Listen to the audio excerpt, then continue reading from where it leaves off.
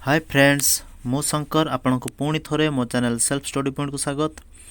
आज वीडियो रे मु आपण पई नेछि इंटरेस्टिंग टॉपिक जोटा कि पास्ट टेंस। यार पूर्व वीडियो रे मु प्रेजेंट टेंस रो सब वीडियो अपलोड कर देछि। जो माने मो पूर्व वीडियो को देखि नाहंती मो चैनल को विजिट करिकि देखि परिबे। प्रेजेंट टेंस रो सब फॉर्म मु डिस्कस करिछि जेमति कि simple present, present progressive, present perfect progressive एवं तार positive form, interrogative, negative interrogative सबू किछि मु एग्जांपल सहित बुझेछि। तो दया करी विजिट करिकि मो चैनल ले देखि परिबे। देखिले आपण भलो से बुझि जिवे। आज आम डिस्कस करिवा पास्ट टेंस विषय रे। वीडियोटी स्टार्ट करिया पूर्वरु फ्रेंड्स आपण मानको मोर गोटे कथा ध्यान देबाको हेबो। तो वीडियोटी जिते बड़े देखुंती ध्यानर सहकारे देखंतु,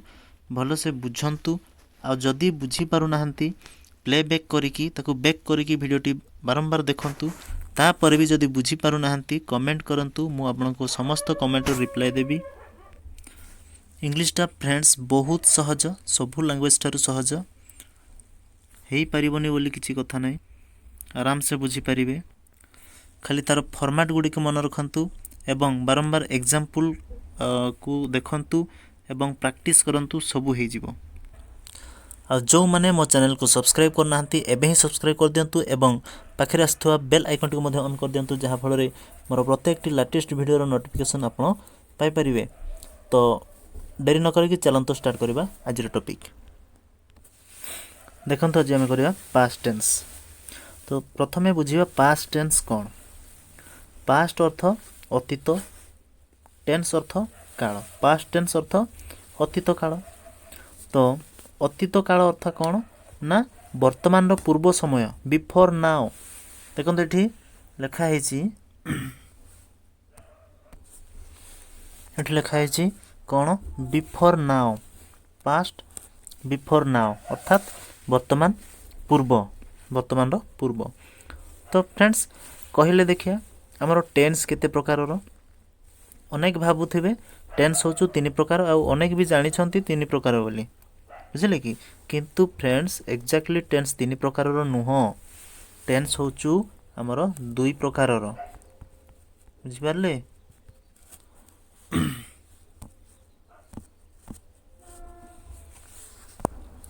समस्त जानती टेंस तीन प्रकार बोली,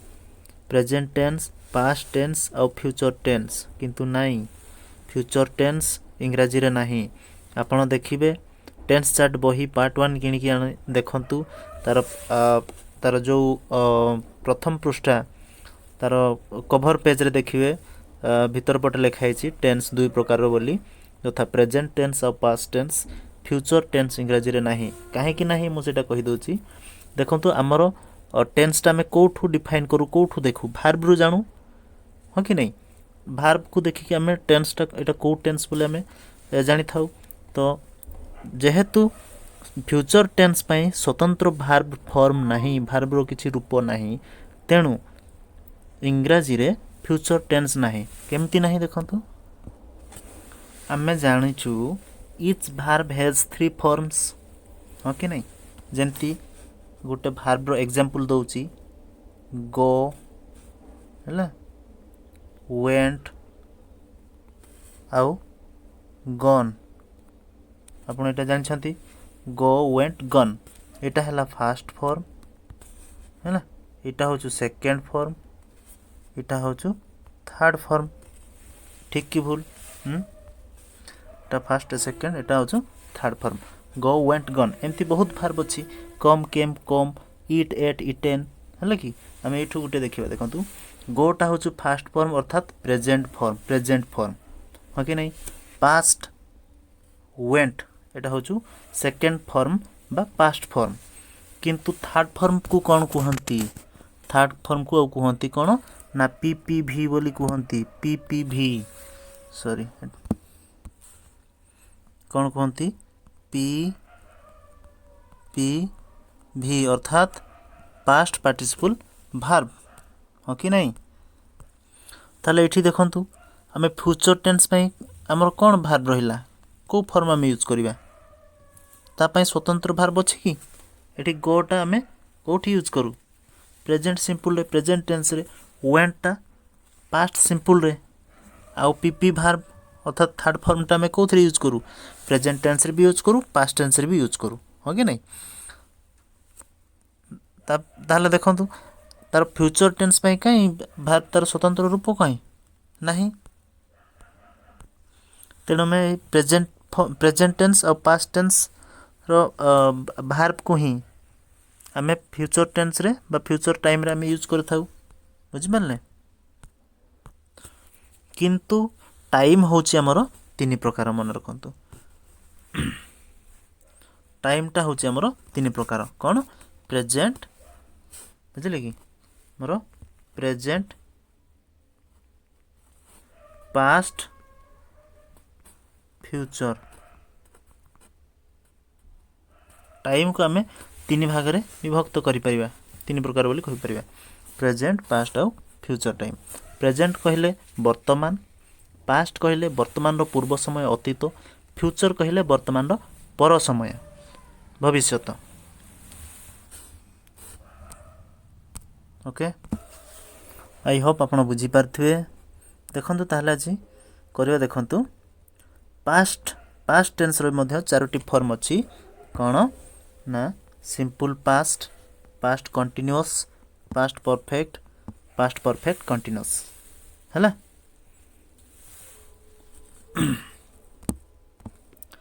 प्रथम आम बुझा सिंपल पास्ट कौन देख कौन लिखाई used to indicate an action completed in the past है it often occurs with adverb of time sometimes it is used without an adverb of time तार्थ कौन बुझे देख used to indicate an action completed in the past simple कौथि पई use करा जाए ना अतीत रे कंप्लीट हो जाता काम को दर्शाइवाई अतीत घटनाटी घटी जाइए अर्थात कार्यटी कंप्लीट हो सारी ताकू इंडिकेट करने कौन व्यवहार करा जाए ना सिंपल पास्ट रो यूज करा जाए बुझीगला तो देखंतु यूज्ड फॉर पास्ट हैबिट्स देखंतु पास्ट हैबिट्स अतीतर अभ्यास पास्ट हैबिट्स कौन एग्जांपल देछि I played football when I was a child I played football when I was a child मु जेते बेले छोटो थिली बा छोटो छुआ हेकि थिली सेते बेले मु कोन करूथिल ना फुटबॉल खेलुथिली हैला I played football when I was a child बुझे कि एटा होछु हमर अतीतर गुटे अभ्यास पास्ट हैबिट बुझेला तार रूलटा कौन देखंतु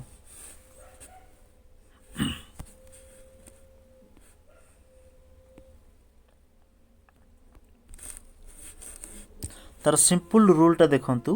सब्जेक्ट प्लस V2 अर्थात कौन ना subject plus V2 second form verb रो सेकंड फॉर्म एग्जांपल देछि देखंतु ना सी रोट ए लेटर देखंतु एठी देखंतु सी होछ हमर कोन एठी बड कर दोछि देखंतु सी टा हला हमर कोन सब्जेक्ट रटटा होछि राइट रो सेकंड फॉर्म हमर राइट रो सेकंड फॉर्म हमर राइट WRITE राइट रट एटा होछि सेकंड फॉर्म हला राइट रट रिटन तो एठी तार कोन लागिला सेकंड फॉर्म लागिला तापर ए लेटरटा होछि हमर ऑब्जेक्ट है कि कर्म ताले सी रोट ए लेटर बुझी पारले सब्जेक्ट सी कर्ता है रट V2 ए लेटर एटा हला हमर ऑब्जेक्ट क्लियर आउरे हम एग्जांपल नै परिबा देखो आउडे मु एग्जांपल में लिखुची एडी बुझौची देखंतु माने करो सिंपल पास्ट तो बुझी परछन तो सिंपल पास्ट अर्थ वाक्य शेष रे हमर ओडिया वाक्य शेष रे केवल कोन ना ल एसी हे जाउची कोन बसियो वाक्य शेष रे ओडिया वाक्य शेष रे कोन रहइबो ना ल ଲି ଲୁ ଲା ଲେ ଏଇ ସବୁ ରହିବ ଲ ଲି ଲୁ ଲା ଲେ ଯେମିତିକି ମୁଁ ଗଲି ହେଲା ଆମ୍ଭେମାନେ ଖେଳିଲୁ ସେ ଗଲା ସେମାନେ ଆସିଲେ ଏମିତି ସବୁ ବାକ୍ୟକୁ ଆମେ କହିବା କ'ଣ ସିମ୍ପଲ୍ ପାଷ୍ଟ। ତ ଦେଖନ୍ତୁ ଗୋଟେ ମୁଁ ଉଦାହରଣ ଦେବି ଉଦାହରଣଟେ ଦେଉଛି ସେ ବିଦ୍ୟାଳୟକୁ ଗଲା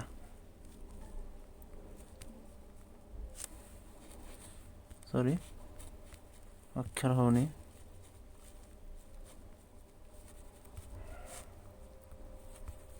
ବିଦ୍ୟାଳୟକୁ ଗଲା ତ ଦେଖନ୍ତୁ ଶେଷରେ କ'ଣ ଆସିଲା ଲା ଗଲା ହେଲା ସେ ବିଦ୍ୟାଳୟକୁ ଗଲା ତ ଏଇଟା କ'ଣ ହେଇଯିବ ପ୍ରଥମେ ଆମର ଷ୍ଟ୍ରକ୍ଚରଟା କ'ଣ subject plus V2 plus object ହେଲା କି ନାହିଁ ତ ଦେଖନ୍ତୁ କ'ଣ ହେବ ସବଜେକ୍ଟ ଏଠି ଆମର କ'ଣ କେଉଁଟା ସବଜେକ୍ଟ କର୍ତ୍ତା କେଉଁଟା ସେ ଓଡ଼ିଆରେ ଆମେ ତାକୁ କର୍ତ୍ତା ବୋଲି କହୁ ତ ଏଠି ସବଜେକ୍ଟ ହେଇଗଲା ସେ ଅର୍ଥ ଇଂଲିଶରେ ହେଉଛି ହି ବୁଝିପାରିଲେ ତାପରେ କ'ଣ ସେକେଣ୍ଡ ଫର୍ମ ଅଫ୍ ଦି ଭାର୍ବ ବା ସେକେଣ୍ଡ ଫର୍ମ ଆମର ପାଷ୍ଟ ଫର୍ମ କ'ଣ ଗଲା ଗଲାଟା କେଉଁଟା ତାର ମେନ୍ ଭାର୍ବ କ'ଣ ଯିବା ଭାର୍ବର ପାଷ୍ଟ ଫର୍ମ ହେଉଛି ମାନେ ୱେଣ୍ଟ ତେଣୁ ଏଠି କ'ଣ ହେଇଯିବ ୱେଣ୍ଟ କେଉଁଠିକି ଗଲା ଟୁ କେଉଁଠିକି ଗଲା ସ୍କୁଲକୁ ନା ହି ୱେଣ୍ଟ ଟୁ ସ୍କୁଲ କ୍ଲିୟର ହି ୱେଣ୍ଟ ଟୁ ସ୍କୁଲ ଏଠି ସବଜେକ୍ଟ V2 ଟା ହେଉଛି ଅବଜେକ୍ଟ ହେଲା ହି ୱେଣ୍ଟ ଟୁ ସ୍କୁଲ କ୍ଲିୟର ଏମିତି ଆପଣ ସବୁ ବାକ୍ୟ ଆପଣ ଫର୍ମ କରିପାରିବେ ଖାଲି ଫର୍ମାଟଟା ମନେ ରଖିବେ ଫର୍ମୁଲା କ'ଣ subject plus V2 plus object okay ତାପରେ ଦେଖନ୍ତୁ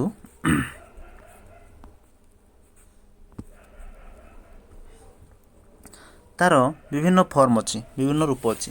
ଯେମିତିକି ଆସ୍ତିବାଚକ ନାସ୍ତିବାଚକ ପ୍ରଶ୍ନବାଚକ ହେଲା କି ତାକୁ ଆମେ ସବୁ ଡିଟେଲରେ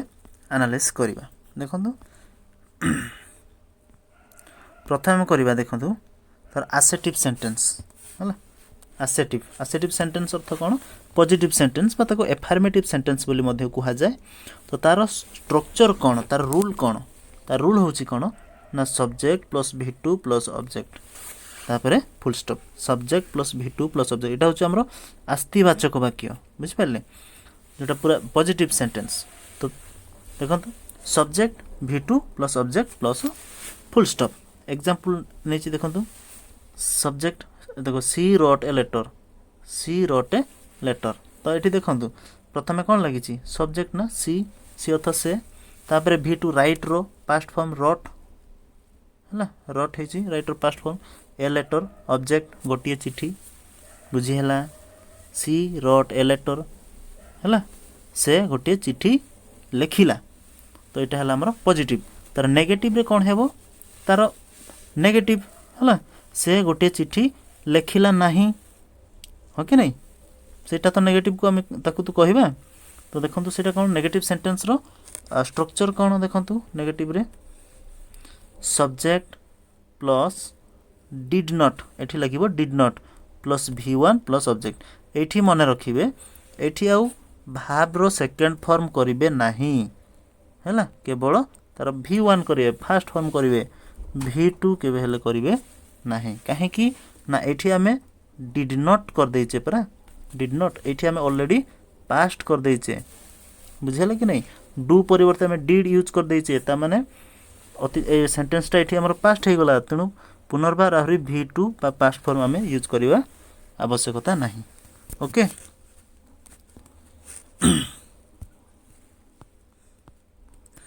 ଦେଖନ୍ତୁ example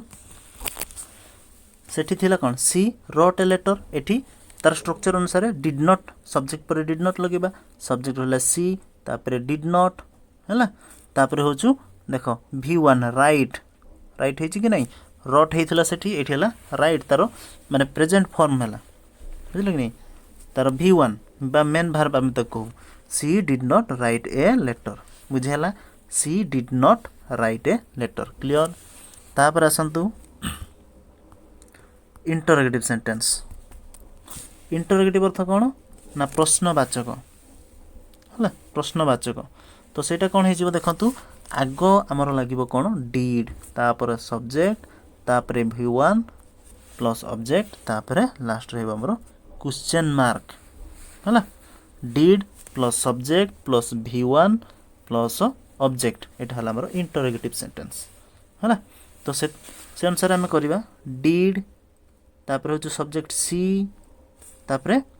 right a letter question mark हला did she write a letter तार अर्थ कौन से गोटे चिट्ठी लिखिला कि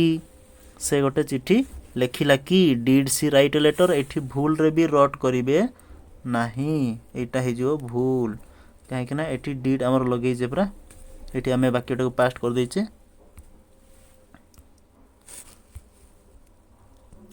तापर असंतु जीवा इंटरोगेटिव नेगेटिव सेंटेंस हला interrogative with negative sentence eighty प्रश्न भी हबो नास्तिवाचक भी हबो बुझिला कौन देखंतु केमती हिची ना तार स्ट्रक्चर टा होची कौन did plus subject plus not plus V1 plus object plus interrogative mark हला ए स्ट्रक्चर गुडा को ए रूल गुडा को भलो भाबरे मन रखंतु जदि पारुछंती नोट करंतु आहुरी बढ़िया हबो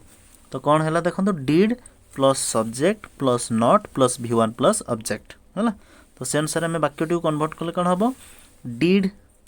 सी नॉट राइट ए लेटर है did she not write a letter से गोटे चिट्ठी लेखिला नाही कि से गोटे चिट्ठी लेखिला नाही कि आको आम आउ गोटे प्रकार करि परिबा देखंतु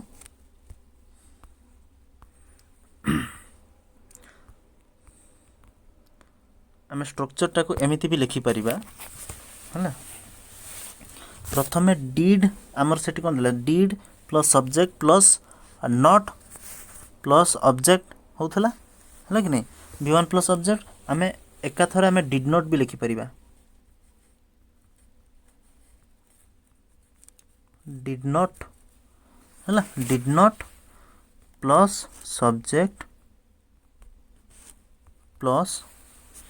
V1 plus object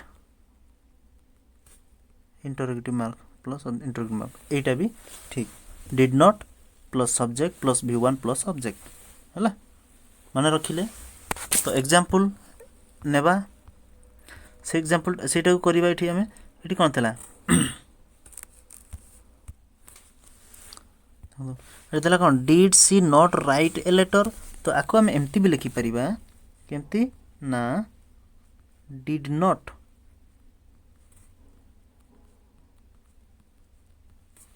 C write a letter है write a letter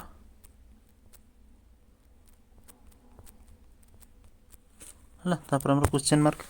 did not she write a letter एटा भी ठीक तो आज वीडियो रे आम से डिस्कसन करिवा वीडियोटी सारिबा पूर्वरु मोर गोटे अनुरोध आपण जदि मो चैनल नुआ अछंती मो चैनल को सब्सक्राइब कर दिंतु एवं मो चैनल सहित जोड़ी रही पई एवं प्रत्येक दिन एमती लेटेस्ट वीडियो रो नोटिफिकेशन पाइबा पई पाखरे स्थित बेल आइकन टी मध्ये ऑन कर दिंतु ता सहित सांग मानन को शेयर करिकि जणांतु आउ हाँ वीडियोटी केमिति लागिला कमेंट माध्यम रे मतामत जणांतु आउ जदि भलो लागि थाए हृदय रु गोटे गोटे लाइक कर दिंतु आपणकर गोटे गोटे लाइक आमको एमिति वीडियो बनाइबा पई हमको मोटिवेट करि थाए तो आज वीडियो को आम एठी शेष करिबा धन्यवाद।